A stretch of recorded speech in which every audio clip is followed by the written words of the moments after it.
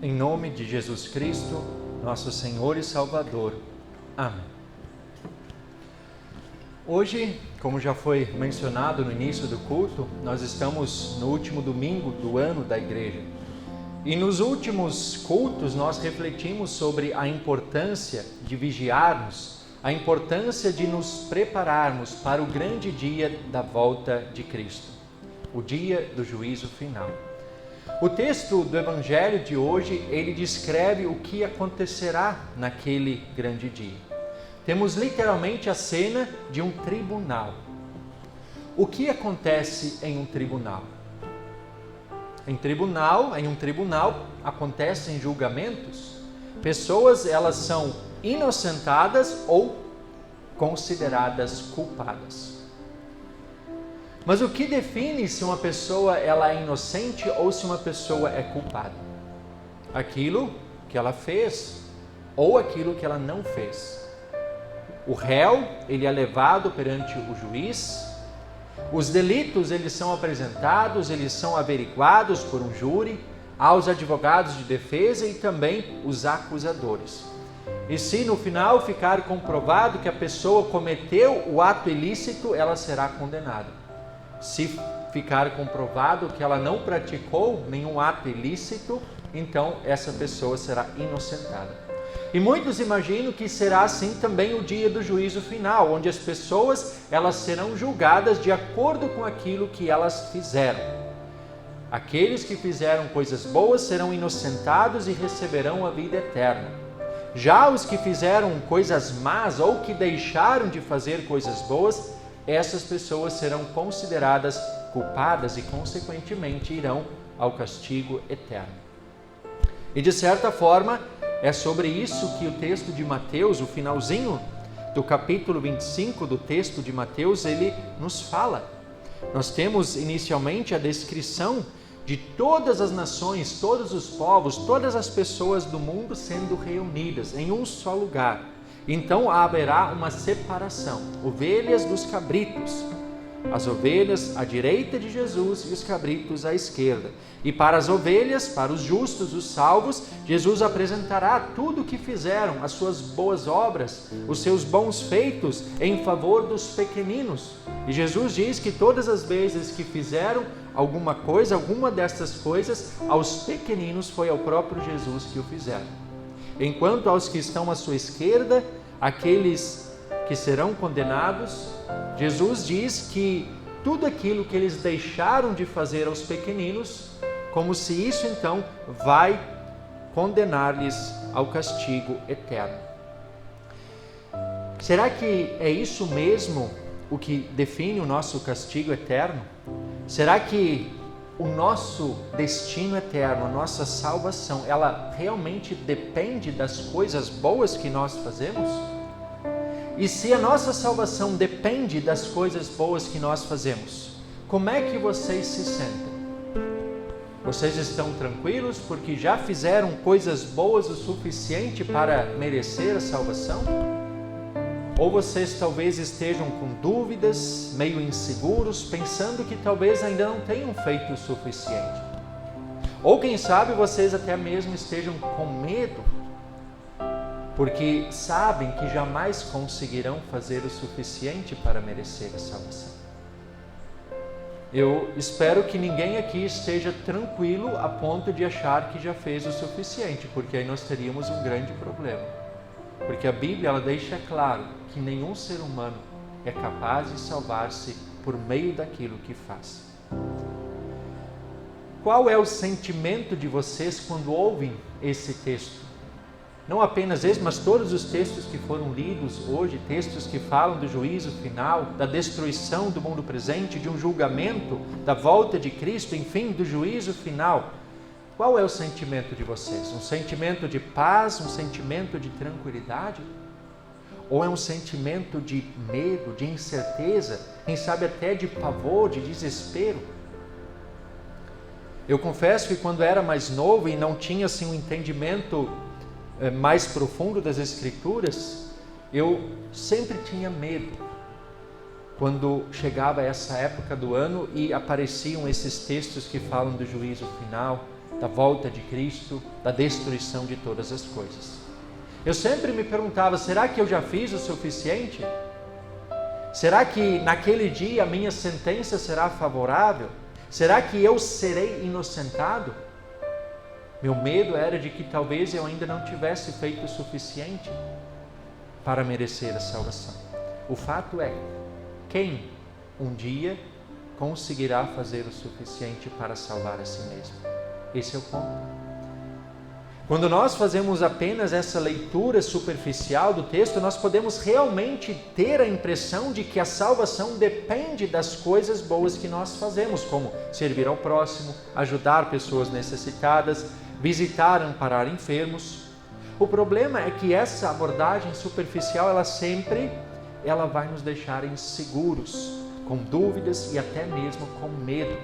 Podemos sim fazer muitas coisas boas, mas ninguém é perfeito.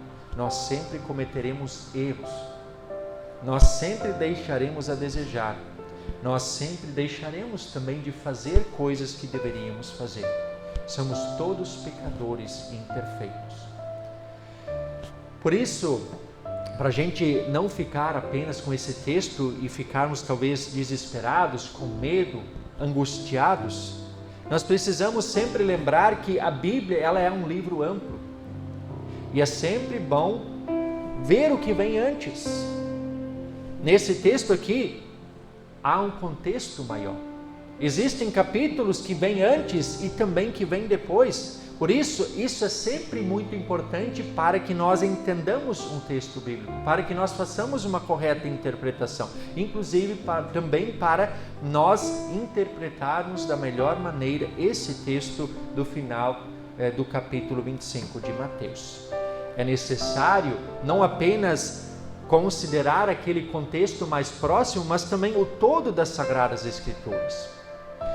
E voltando a esse nosso capítulo 25, é preciso lembrar que toda essa narrativa onde Jesus fala da sua vinda, ela começa já no capítulo 24, quando Jesus começa a falar dos sinais, das dificuldades que ocorreriam antes do seu retorno. Sinais que já começaram desde a Semana Santa e vão se intensificando com o passar do tempo.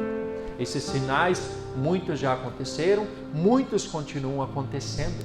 Depois, no final do capítulo 24 e no início do capítulo 25, nós temos uma exortação do próprio Jesus à vigilância. Jesus exorta para que estejamos alertas, vigilantes e assim preparados para o grande dia do seu retorno. E os sinais que Jesus apresenta, eles são justamente para isso, para servir de alerta, de vigilância e também de consolo. Porque para nós cristãos, esse não será um dia terrível, mas será um dia maravilhoso. E aí, depois, na sequência do capítulo 25, como vimos no último culto, dessa preparação, desse preparo, dessa vigilância também faz parte o uso dos nossos talentos, aqueles talentos que Deus nos confiou, que em última análise devem ser usados em benefício do reino de Deus, em benefício do nosso próximo. E é mais ou menos sobre isso que o nosso texto está falando, da administração apropriada dos nossos talentos, assim como já vimos no último culto. E esses talentos, eles devem ser usados também em benefício do nosso próximo. E aí a pergunta, estamos de fato administrando de maneira correta e apropriada os talentos que recebemos de Deus? Foi uma pergunta, uma reflexão que já fizemos no último culto. E o texto segue. Mas depois desse capítulo 25, dessa reflexão que Jesus nos traz, nos é registrado também o maior ato de amor de Deus pela humanidade. Porque sim, assim como há texto antes desse nosso trecho de hoje, o texto também continua. E lá nos é relatado a paixão, morte e ressurreição do Filho de Deus, Jesus Cristo. Jesus foi levado ao tribunal de Deus em nosso lugar. Aquele que era e é totalmente justo, perfeito e íntegro, foi sentenciado e condenado à morte em nosso lugar. o castigo que merecíamos por não sermos administradores competentes dos talentos que Deus nos confiou, ele recai não sobre nós, mas recai sobre o próprio Jesus Cristo. Foi por meio do seu ato de amor, seu ato voluntário, seu ato de profunda compaixão, que todos aqueles efeitos condenatórios que o pecado exercia sobre nós foram completamente anulados. O nosso veredito no grande dia do julgamento final já está definido, como lembra o apóstolo Paulo na carta aos Romanos capítulo 8. Não existe nenhuma condenação para os que estão em Cristo Jesus. Ou seja, o nosso veredito naquele dia não dependerá daquilo que nós fizemos, mas dependerá daquele em quem cremos, daquele que fez tudo em nosso lugar. É a fé em Jesus Cristo que nos garante a absolvição, que nos garante a inocência diante de Deus. Todos aqueles que reconhecem a sua incapacidade e creem em Jesus Cristo como Salvador, ficarão do lado direito de Jesus Cristo naquele grande dia. E ouvirão de sua própria boca: venham benditos de meu Pai, venham herdar o reino que está preparado para vocês desde a fundação do mundo. Aqueles, no entanto, que não creram nele, aqueles que não reconhecem a sua pecaminosidade, a sua indignidade, e também não creem nele como Salvador, estes já estão condenados, como lembra o próprio Jesus Cristo em João capítulo 3. Eles estão condenados não por terem deixado de fazer coisas boas, mas por não terem crido no Filho único de Deus. Porque sem Jesus, ninguém pode chegar à salvação eterna. A salvação, ela é graça, ela é favor imerecido. Ela foi preparada por Deus antes da fundação do mundo, desde a fundação do mundo, como lembra o nosso texto de Mateus 25. E também sobre isso o apóstolo Paulo fala em sua carta aos Efésios no capítulo 1. Antes da fundação do mundo, Deus nos escolheu nele, ou seja, em Jesus Cristo, para sermos santos e irrepreensíveis diante dele. Como nós podemos ser santos e irrepreensíveis diante de Deus? Estando em Jesus. Somente estando em Jesus, somente crendo em Jesus. É Ele que nos torna santos e irrepreensíveis diante de Deus. E o texto segue: em amor nos predestinou para Ele, para sermos adotados como filhos por meio de Jesus Cristo, segundo o propósito de sua santa vontade, para louvor da sua glória, da glória da sua graça, que Ele nos concedeu gratuitamente no seu amado. Novamente, gratuitamente no seu amado, Jesus Cristo. Nele, Jesus Cristo, temos a redenção, ou seja, o resgate. Pelo seu sangue, não com ouro, não com prata, mas com o seu precioso sangue, a remissão, o perdão dos nossos pecados, segundo a riqueza da sua graça que Ele derramou abundantemente sobre nós em toda a sabedoria e entendimento. Então, a salvação é por graça. Nós não fazemos, ninguém faz nada para merecê-la. Ela foi preparada em Cristo desde a fundação do mundo. E essa salvação, ela está disponível para qualquer ser humano sobre a face da terra que reconheça a sua indignidade, o seu pecado e creia em Jesus Cristo como seu único Salvador. É isso que vai definir o nosso destino eterno, naquele dia do julgamento final. Mas talvez agora vocês também perguntem: tudo bem, a salvação é por graça, não depende do que nós fazemos, mas o que Jesus então quer dizer quando Ele se dirige aos justos? Sempre que o fizeram a um destes meus pequeninos irmãos, foi a mim que o fizeram.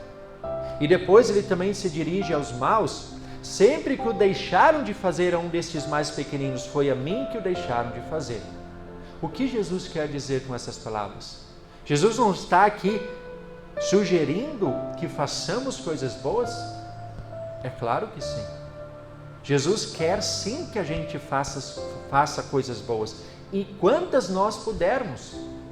O fato é que essas coisas boas, elas não terão como objetivo alcançar a salvação, merecer a salvação, porque isso seria impossível para nós. para qualquer ser humano. E foi justamente por isso que ele veio ao mundo. Porque se nós pudéssemos fazer isso, ele não precisaria ter vindo. Ele veio para garantir-nos a salvação. E aí sim, em resposta a isso, ele quer que façamos coisas boas. Mas para que então? Para quem? Para que nós vamos fazer coisas boas? Para beneficiar o nosso próximo. Deus, na verdade, não precisa das nossas boas ações, mas o próximo precisa das nossas boas ações. O alvo das nossas boas ações sempre são as pessoas que estão ao nosso redor. E isso o texto deixa claro. Ele fala dos pequeninos, aqueles que estão em maior necessidade. E isso começa na própria família. Quando, por exemplo, os pais criam seus filhos desde pequenos. Crianças, já falei isso muitas vezes. Crianças, a partir do nascimento, quando elas são totalmente dependentes e jamais chegariam à fase adulta se não tivéssemos pais. Então, começa na família. Um familiar que talvez esteja precisando. Mas assim, esses pequeninos são também aqueles que precisam. Seja na própria família, seja na igreja, seja na vizinhança, seja na sociedade. As pessoas que estão passando por alguma necessidade, seja ela física, seja ela material, seja ela emocional. É importante que, assim como nós fomos destinados à salvação pela fé em Jesus Cristo desde a fundação do mundo, Paulo também nos lembra que Deus, de antemão, preparou as obras nas quais devemos andar. Ele fala isso lá em Efésios capítulo 2. Ou seja, isso nos mostra que as boas ações que nós fazemos, elas são uma consequência imediata da salvação que recebemos por graça.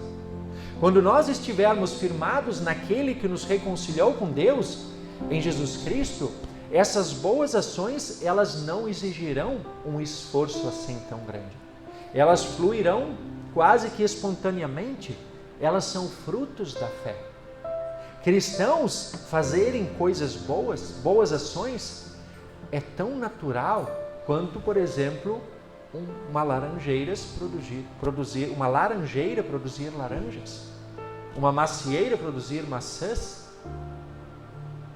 um pé de flor produzir flores. Se espera que os cristãos produzam frutos. E se estiverem firmados na fé em Cristo, esses frutos aparecerão em menos ou mais abundância. E é interessante que essa espontaneidade, essa naturalidade das boas ações, até nós percebemos na reação dos salvos, quando Jesus ele lhes apresenta tudo o que fizeram, e vejam a reação deles. Quando Jesus apresenta a eles, vocês fizeram tudo isso aos pequeninos e foi a mim que o fizeram. A reação deles é a seguinte: quando foi que vimos o Senhor com fome e lhe demos de comer, ou com sede e lhe demos de beber? E quando foi que vimos o Senhor como forasteiro e hospedamos, ou nu e o vestimos? E quando foi que vimos o Senhor enfermo ou preso e fomos visitá-lo? Percebam que aquilo foi algo tão natural para eles, que eles muitas vezes nem se deram conta que fizeram essas coisas. São essas as obras que agradam a Deus. Obras que fluem da fé em Cristo. É óbvio que não serão obras perfeitas, elas serão falhas também. Mas elas agradam a Deus porque fluem da fé em Jesus Cristo. Fluem de um coração agradecido pela salvação que por graça nos é concedida. E sem essa fé, ninguém pode agradar a Deus, como lembra o autor da carta aos Hebreus. É claro que o fato de existirem pessoas necessitadas, pessoas enfermas, pessoas presas, isso já nos mostra que esse mundo é falho, esse mundo é imperfeito e ele está cheio das manchas do pecado. Neste mundo todos estamos sujeitos a sofrer, a passar por adversidades. E assim como existem aqueles que generosamente ajudam, existem também aqueles que oprimem, aqueles que maltratam, aqueles que negligenciam as necessidades do próximo. Essas pessoas são como aquelas ovelhas gordas e fortes que fala o texto de Ezequiel. São aquelas ovelhas que bebem da água e sujam o resto, que comem o melhor pasto e pisoteiam o que sobra, fazendo com que as demais ovelhas passem fome e sede. Pessoas gananciosas, pessoas egoístas, pessoas maldosas, são como essas ovelhas fortes. E essas atitudes, elas resultam em dor, em sofrimento e até mesmo em morte. E essas pessoas, elas não produzem bons frutos. Elas não produzem essas boas ações em favor do próximo, por quê? Porque não estão firmados naquele que é o alicerce, em Jesus Cristo. Eles não estão enxertados na videira e por isso não podem produzir frutos. E por isso também essas ovelhas gordas e fortes, essas pessoas maldosas, essas pessoas que vivem em orgulho pecaminoso, elas serão destruídas e derrotadas para sempre, ou seja, destinadas ao castigo eterno. Como o texto tanto de Ezequiel e também o texto da epístola, segunda carta de Pedro, e também o nosso texto do Evangelho deixam muito claro.